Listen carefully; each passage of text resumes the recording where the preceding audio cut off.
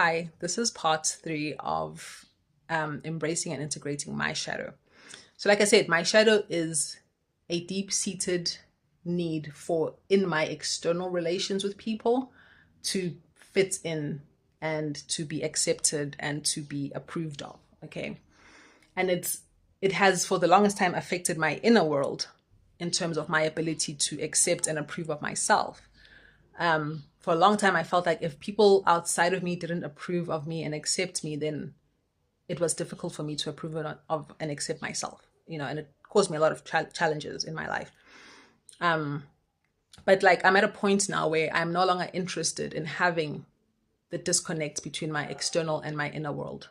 I want people to know me for who I am and choose to accept me or reject me based on who I truly am, you know, not play a part so that people can find me palatable. Because it's what I did. I remember, I think I was probably like 16 or 17. I literally remember the moment. I can't remember exactly. I think I was 17 in high school. So obviously, what, grade 11, I think? Yeah, standard 9, where I decided that I needed to compartmentalize myself.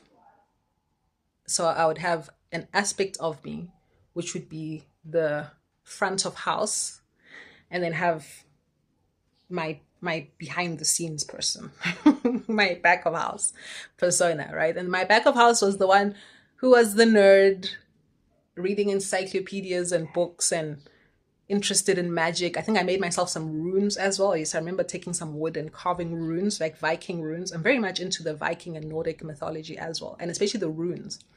I resonated with the runes, and I found them in that book, Practical Magic by Amber Kay. And so, but I was still living in this world, right, where my parents are prominent people, and I'm constantly engaging with people, and the thing that people always love asking you is, what do you want to be when you grow up, right? Which I find it infuriating that people ask that question, because you're asking me about my life, right? You're asking me about what I want to do with my life as my career, which is a very important thing. Like we spend a lot of time. Some people spend all their time on their career. So it's your life. For many people, their career is their entire freaking life. Okay. So if you're going to ask me what I want to be with when I grow up, and this is what would happen. It would happen in the context of people making small talk with me. Okay. So I found it infuriating. How are you going to make small talk with me about my life? My life is not small talk material. Let's talk about the weather if you want to talk small talk. Want to talk small talk? Let's talk about our favorite vegetables. Okay, don't ask me about my life. But anyway, I didn't understand that then.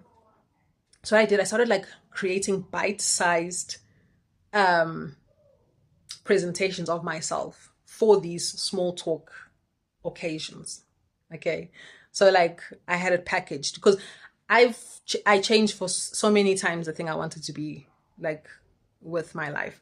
I had something I wanted, but then I was strongly discouraged from that. And so then I was just, after that, just couldn't figure myself out for a very long time.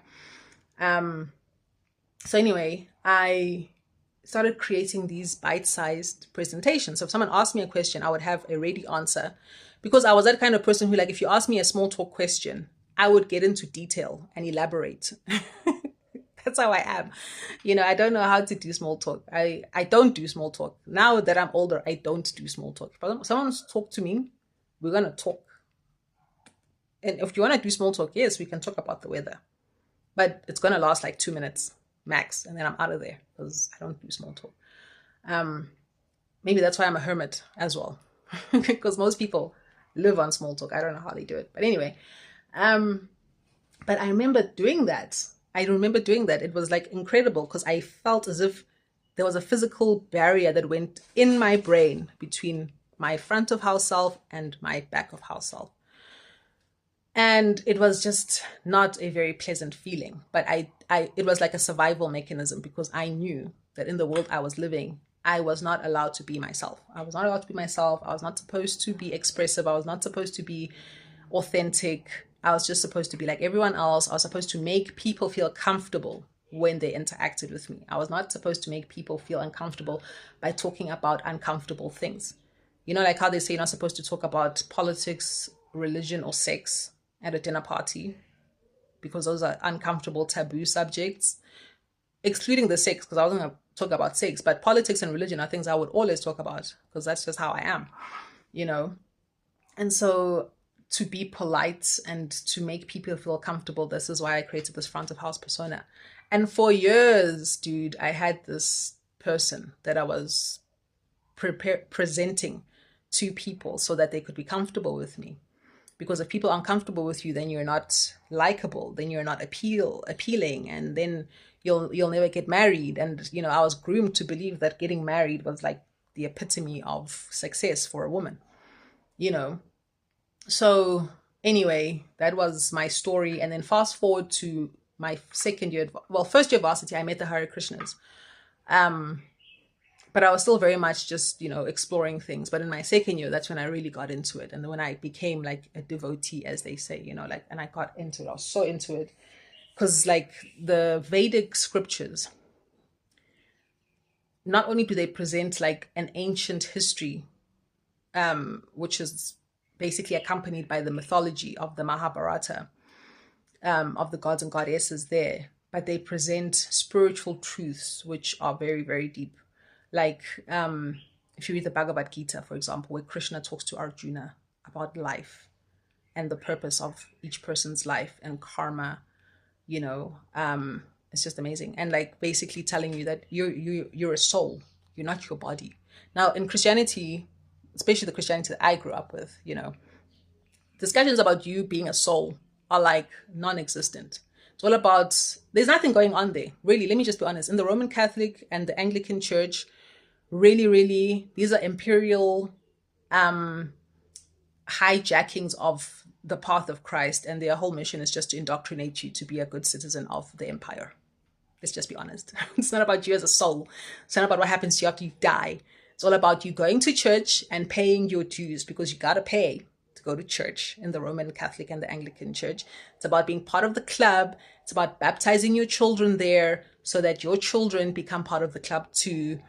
It's exceedingly ego-based. It's not about you as a soul. It's about fitting into this system. And if you can send your kids to one of their schools, all the better to indoctrinate them, and all the better for you to fit in and be a high status person in that community. Okay, so it's a social system, nothing about you as a spiritual being. So when I encountered the Hare Krishnas and this incredible truth that they were teaching, it was very much like, I think the time that I got really, it hooked me with an understanding, a deep understanding, which I carry to this day, right, was when the guy talking, Nanda Kumara, he was talking about, he alluded to The Matrix with Keanu Reeves, which I had watched in grade 11. I was like, oh, hell yeah, because that movie touched me to my core, okay? Because I knew there has to be more to life than this superficial, go to school, get married, blah, blah, freaking blah.